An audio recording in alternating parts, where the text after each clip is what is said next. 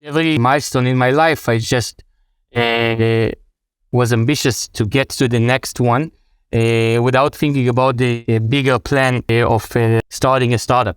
This was a kind of a dream for me. Now I'm trying to fill this gap by getting back to Kiryat Motzkin, where I grew, and talking to young students their high school, and filling this gap by getting them to know someone from this world, for them to be able to reach out and say, hey, this is my dream. Tell me what I need to do in order to make it. Welcome to 20-Minute Leaders. Just sit back, relax, and learn from the leaders of today. It's a journey. Each one is different, unique, inspiring. Let's get started. 20-Minute Leaders is a proud supporter of Make-A-Wish Israel and Tech2Peace, and is in proud collaboration with Secret Chord Ventures, J Ventures, Riverside FM, Fusion VC, Birthright Excel, J Impact, Leap, Google for Startups, and Hippo, and in media partnership with CTech.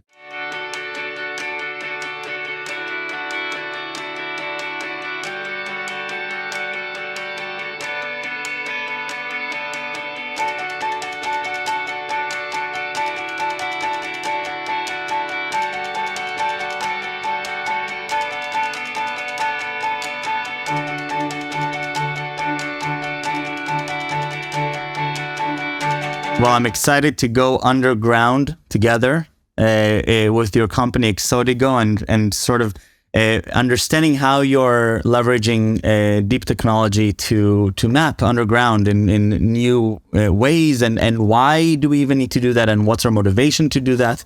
And so it's going to be a really fun episode for the both of us, I hope, and I'm excited to dive into your world. So again, thank you very much for being here, and tell me a little bit about yourself and how you found yourself working on underground mapping. Yeah. So where should I start? I grew at the Krayot, it's North Israel. Then finished Technion, did software engineering and masters in computer science, and enlisted in the army. Did some service, 7 years in 81 and 8200. Led R&D teams,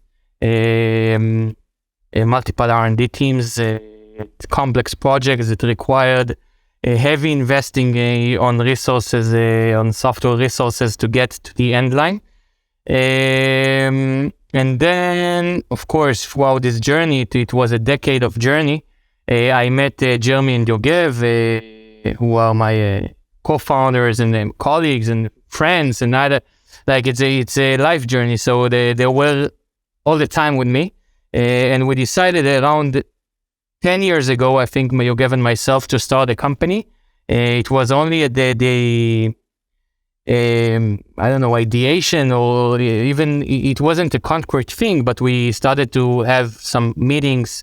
I don't want to say meetings back then, 10 years ago, but it was like a monthly meeting where we talk about it and we think about it, how would it look like and such. And then he was with me in the Psagot, which is a academic military service before enlisting in the army, where you do academic studies at certain field. I did computer science before enlisting, and we met there in this program.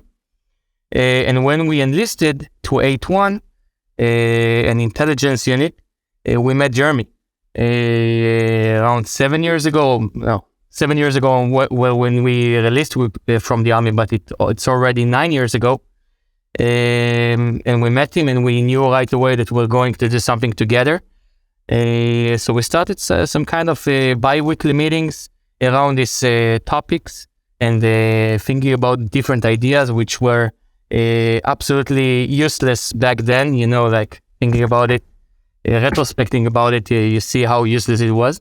But it was mentally preparing you to take this leap of faith and do it once we left the army in January 2021. And this is when our journey started at a garage where we did some ideation for 6 months. What did you realize you were going into, and what surprised you now? So if you're looking back, because obviously you were you're very intentional about the process that you were doing to start this company and the process. But now looking back, how do you describe what you were thinking or what you were aware of in terms of how it's going to be versus what it actually was? To tell you the truth, I didn't really know that much back then about what's going to be ahead of me. I wasn't aware of the risks, of the sacrifice that you need to make in order to jump and to take this jump into this world. For me personally, I don't want to talk about my co-founders because they had their own journey. But every milestone in my life, I just was ambitious to get to the next one without thinking about the bigger plan of starting a startup. I know how weird it sounds, but it just wanted like kids playing like I want to start a startup, but this was a kind of a dream for me, growing where I grew. And now I'm trying to fill this gap by getting back to Kiryat Motzkin where I grew and talking to young students their high school and filling this gap by getting them to know someone from this world, for them to be able to reach out and say, hey, this is my dream. Tell me what I need to do in order to make it when I'm 30 and I want to open my startup. And I truly believe that this journey starts at like being in high school and taking the right decisions. So I love it. Okay, so let's talk about underground mapping and what this whole thing is about. What I really want to know, Ido, I want to know why this is the coolest thing anybody has ever worked on. That's what I want to know. Yeah. So basically what we do in Exodigo is that we try and we succeed, obviously, or we try to succeed. It's pilots over pilots over pilots where we need to demonstrate that we are able to do it, but we try to understand what's going on underground without penetrating the ground. Like we're doing it by moving sensors, physical sensors above the ground in a snake-like pattern, and then, of course, getting all the signals, the physical signals, and moving them in turn to the cloud, where we, of course, execute deployed algorithms and different models on the data in order to get the underground map, an accurate underground map, and not the ones that the industry is currently used. Why is it the coolest thing that one can work in? Because I think that it involves the physical world, like being in the field with the cutting edge technology and the algorithmic angle. A software team needs to handle massive amounts of data. We're talking about hundreds of gigs every day of scanning in the field. So I think it just involves different top tier technologies in order to solve this problem, and no wonder that no one truly engaged with this problem in this integrated way that Exodigo does, because it truly involves lots of professions, and we are employing in our company different professions. We have different employees from different professions. We have mechanical engineers, we have electrical engineers here, software engineers, algorithmic guys, geophysicists, geologists. Why is this such an important thing to do? Why is it a problem worth solving? Okay, great question. It's a massive problem in the world to understand what's going on underground.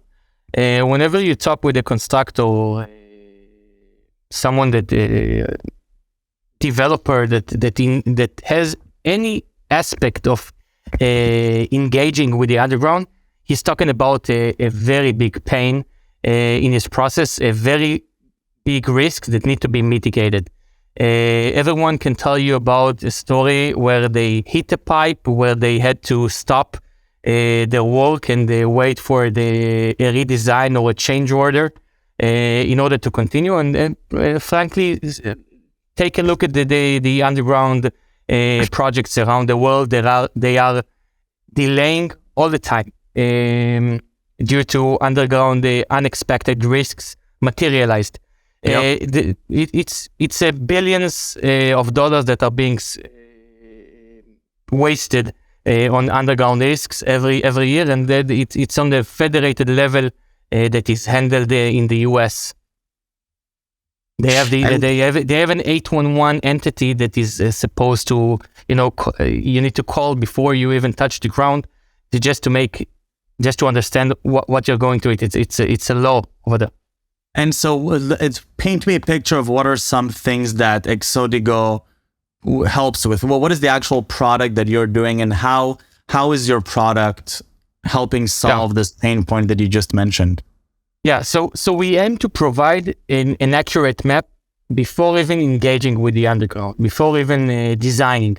How do we do it? We get to the site that need to be surveyed. We do our survey, and then we provide the developer with an accurate map of the underground assets. This allows him to reduce the amounts of change orders and redesigns. This allows him to plan ahead and to stay within his budget. This allows him to reduce the carbon footprint because this obviously expedites the project delivery. This takes the biggest risks, which is the underground in construction project, or one of the biggest risks, and mitigates it. Okay, so now that we understand the sort of the why and how your mapping helps mitigate those challenges, let's dive into the technology. You're the Chief Technology Officer, and I'd love to start a little bit with what does it mean for you to be the CTO of this company? What is the role for you? When you look on your on your profile online, it's very evident that you're taking your role very seriously, and you're very intentional with what you're representing in terms of your role. And so I'd love to sort of capture a little bit of that essence.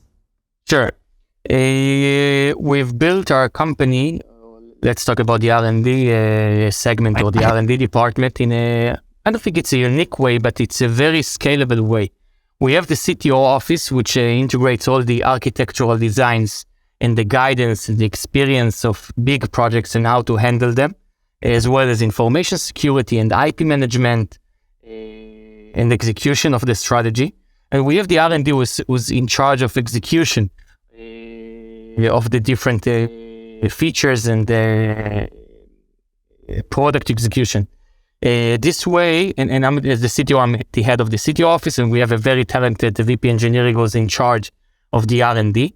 And together, we work in a way that the CTO office supports or helps or guide the teams inside the R&D to make a better or a more effective R&D process, to make more scalable solutions. So this is the approach that we took here. Talking about the different aspects that I deal in my day-to-day is obviously, I don't think there is a CTO that tells you that he's not doing it, but of course recruiting is a big issue and a big chunk of my day-to-day work. Forming this relationship with candidates, with top-notch engineers, is highly important for us, and I'm handling this personally. What does that mean? So, as much as you're willing and feel comfortable, what does that mean to be very personally active with it? What does that translate in your eyes? Yeah.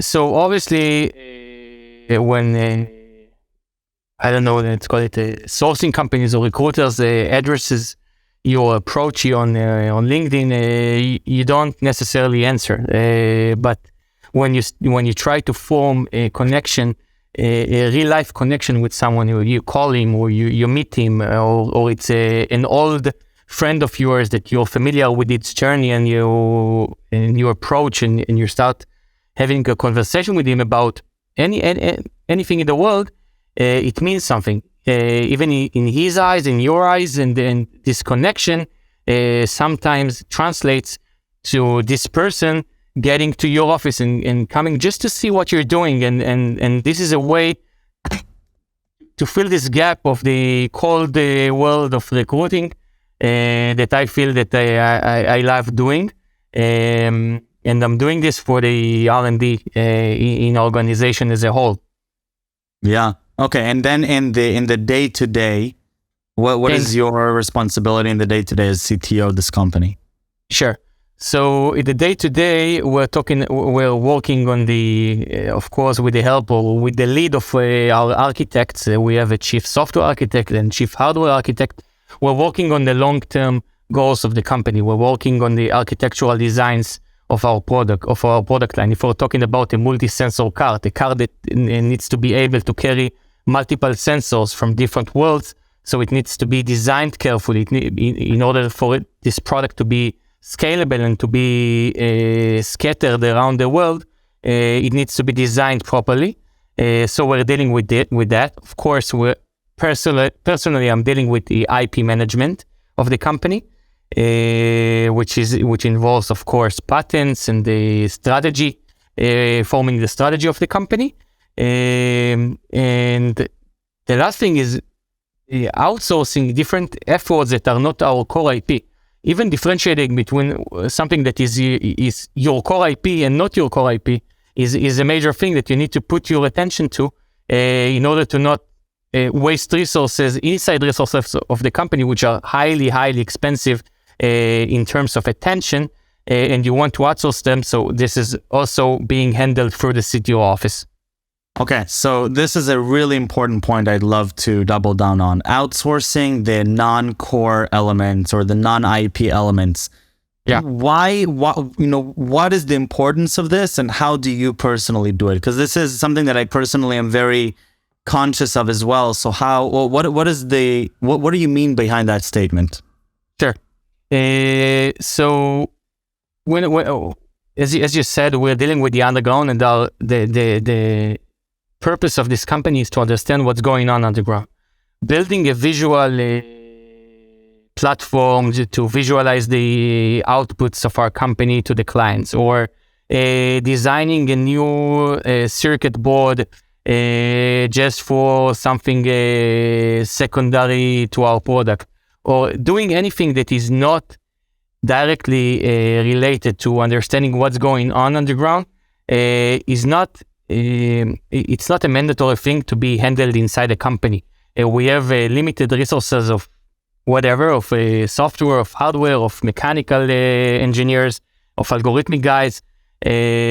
So if this can be taken outside and be solved with just a one-time payment, an NRE, or any other type of payment that you are willing to make, I see it as taking a good step for the company by investing this amount and not necessarily developing this project inside. And you need to think carefully on this kind of project, because it can't be too much entangled with your internal IP, because this obviously puts some other barriers. Got it.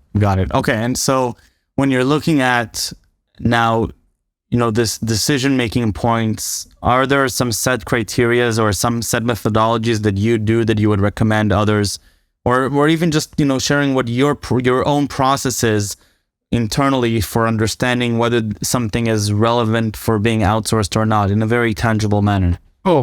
Okay.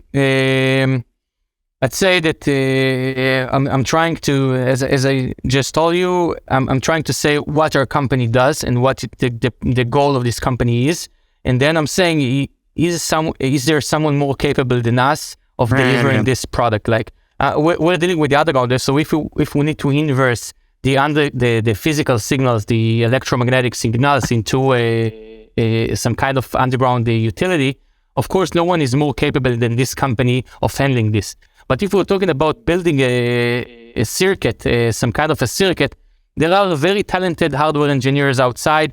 They can carry this project out, and we can go on and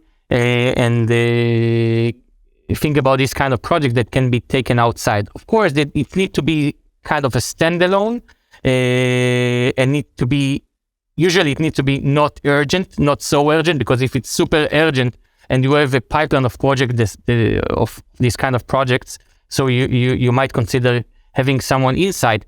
But if it's a single time project, or there is someone way more talented than your employees doing it outside with way more experience, so you should consider taking it outside and allowing your highly expensive, expensive employee working on your core IP.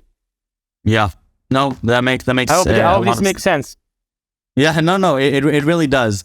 And I love getting to the core of just to add a small bullet on this, I think that it's the part of the CTO responsibility to get these mechanisms in place to be able to outsource a different kind of work. So basically what I'm trying to do as a CTO is I'm trying to build these mechanisms to be able to let R&D or to be able to let our company as a whole outsource different projects in mechanisms or in mechanism is a good word, in the mechanisms that already were built with the help of the CTO office, like putting the entire legal